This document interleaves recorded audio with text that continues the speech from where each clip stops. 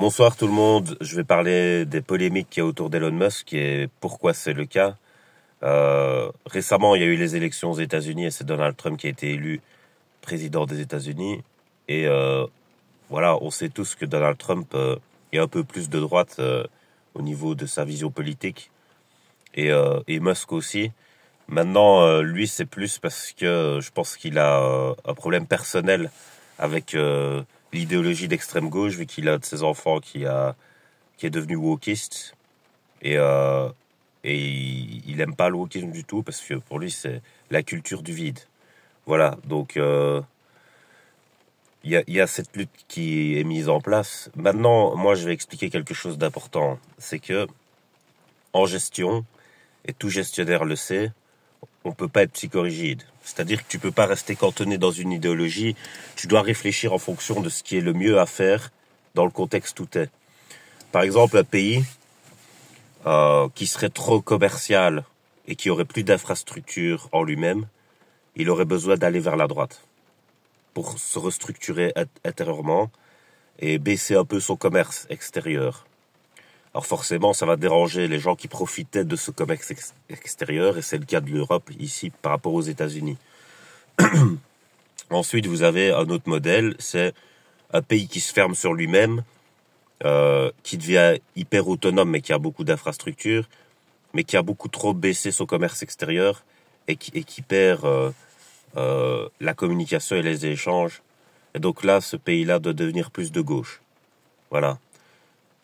Pour le cas des États-Unis, les États-Unis ont une dette monstrueuse et ils ont plus d'infrastructures.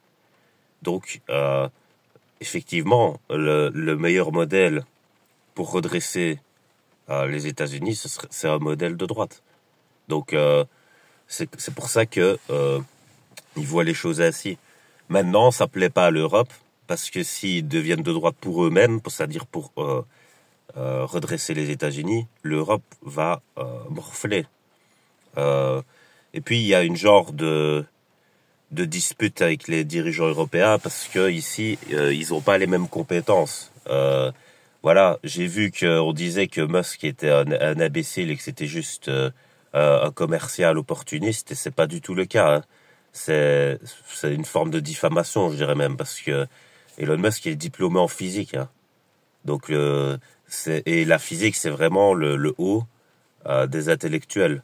On sait bien que si on s'oriente vers la psychologie ou quoi, c'est ce qu'il y a de plus bas parce que c'est très poreux. La psychologie, tu peux mettre ce que tu veux dedans, enfin tu vois, et on verra pas que tu sais pas de quoi tu parles. Par contre, si tu te diriges vers les maths, l'ingénierie et la physique, là c'est les plus gros cerveaux qui vont dans ces domaines-là. Et donc Musk, il a choisi un domaine de gros cerveaux. Donc voilà, Musk c'est un cerveau, hein. C'est pas qu'un entrepreneur, comme je l'ai entendu. C'est plus que ça. Il participe lui-même aux élaborations. C'est pas juste un chef de chantier, tu vois.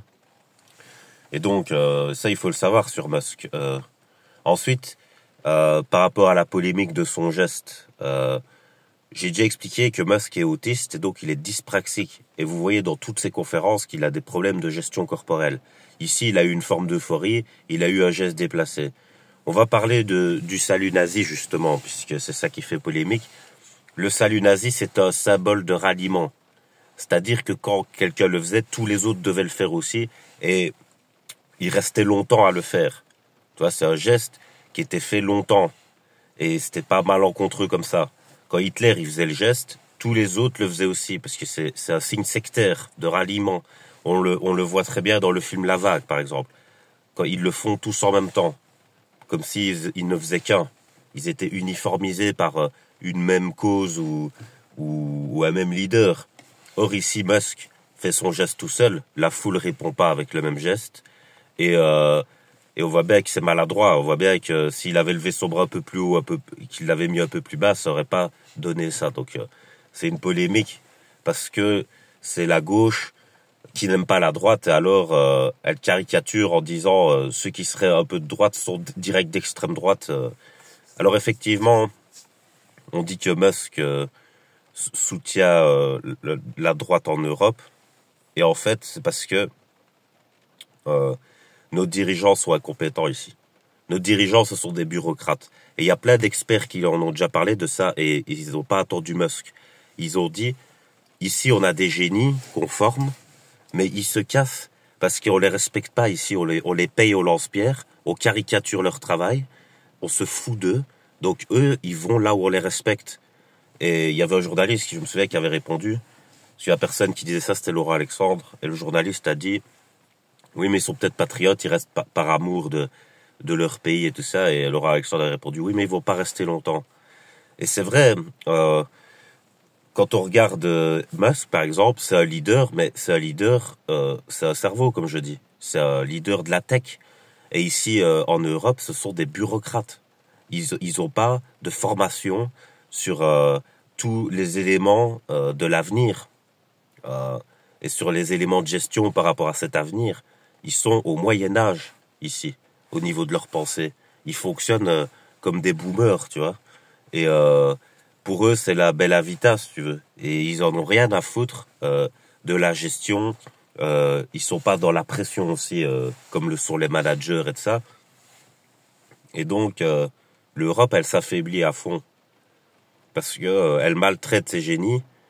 Donc, soit ils arrêtent de travailler dans ces domaines-là et ils se reconvertissent pour être respectés, soit ils s'en vont et ils vont donner leur talent ailleurs. Voilà. Et les États-Unis, ça leur plaît bien, ça, que les génies d'ici aillent chez eux, hein, et peut-être que les comptes chez eux viennent ici, tu vois.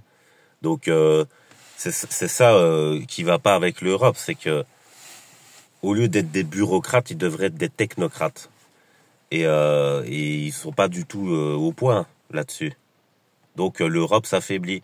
L'Europe se tiers-mondise. Il y a des experts qui le disent, c'est-à-dire que l'Europe prend un retard, pendant que des pays moins développés, eux, se développent, avec l'aide des pays développés, parce qu'ils font des contrats avec eux, ils négocient avec eux, et nous, on veut pas. Nous, on est dans la mauvaise foi idéologique, et on préfère voilà, rester dans notre mauvaise foi et dans notre déni, qui est une forme de perversion de la gestion, et donc bah, on va vers la décadence, et tout ce qui nous reste, c'est notre déni de cette décadence.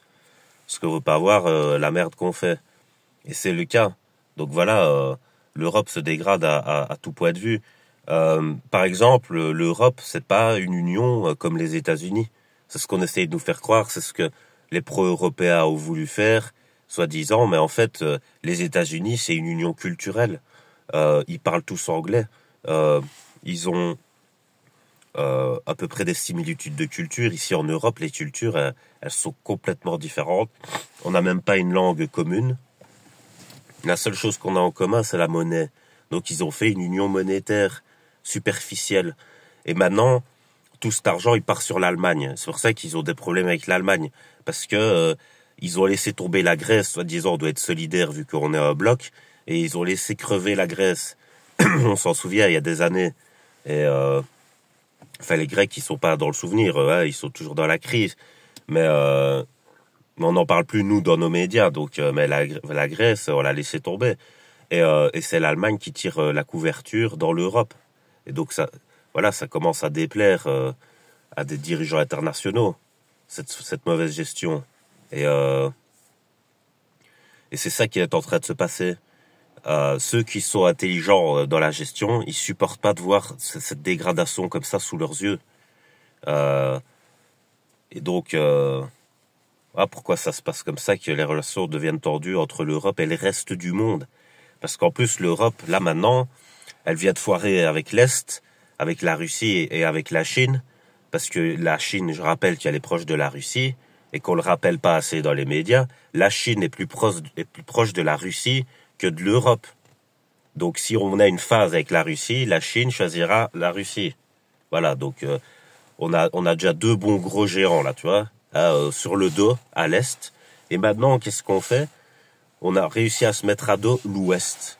Parce qu'on méprise trop les gens intelligents ici en Europe. Voilà ce qui se passe. Or, l'intelligence, il faut déjà en avoir un peu pour se rendre compte de son importance. Quand t'en as pas assez, tu crois que ça sert à rien. Tu vois, mais en fait, c'est tout le contraire. C'est l'intelligence qui crée tout quand on dit science, sciences sociales, sciences ceci, sciences cela, ben ça a tout le temps à voir avec skiré, qui veut dire le savoir, et le savoir a à voir avec l'intelligence. Et donc, y a plus de science, tout s'effondre. Maintenant, ça devient de la doxa, du sectarisme, les gens s'enferment dans des idéologies, et quand ils sont dans des idéologies, ils sont de mauvaise foi, tu ne sais plus débattre avec eux. Si un jour tu dis un truc avec lequel ils sont pas d'accord, ils vont commencer à t'attaquer, à dire que t'es nul et tout ça.